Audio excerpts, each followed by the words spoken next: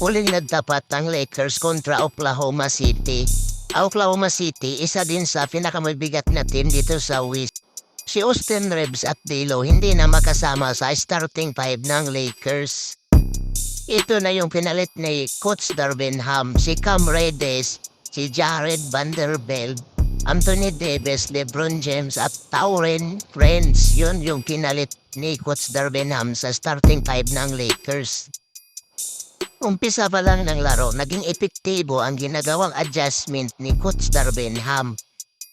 Habang si LeBron ang ginagawang point guard ng Lakers, si Jared Vanderbilt yung forward sa Lakers, yung mga shooting guard si Cam Reddish at Prince, sintro pa rin si Anthony Davis.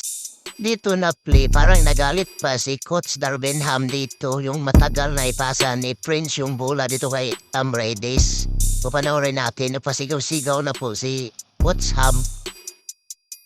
10 minutes and 30 seconds, grabe yung ginagawang player ng OKC Thunder sa player ng Lakers, pinabagsak pa si Prince. After 9 minutes, walang magawa yung depensa ni Holmgren. Pinabagsak pa ni Anthony Davis. Parang nakakita ng tatlong star. Next play naman, walang magawa yung mga batang player na OKC Thunder. Tingnan mo si LeBron, ang bilis mo kapasok, back-to-back slam dunk.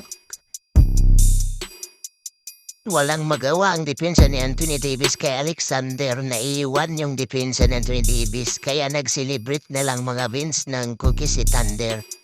Sa next play ng Lakers, back-to-back slam dunk para kay Hachimura, galing sa magandang pasa ni Angelo Russell. After ng back-to-back slam dunk ni Rui Hachimura, agad nagkaroon ng bawi sa kabila, yung patapos na sana yung oras. Pumasok pa yung pidawi jumper ni Dort. 9 minutes and 17 seconds, si LeBron naman yung sumubok sa depensa ni Holmgren, pero hindi nakaligtas si LeBron, supalpal lang inabot niya kay Holmgren. Last 4 minutes, ito na tres ni Austin Reeves, inangasan pa ang coach ng OKC Thunder.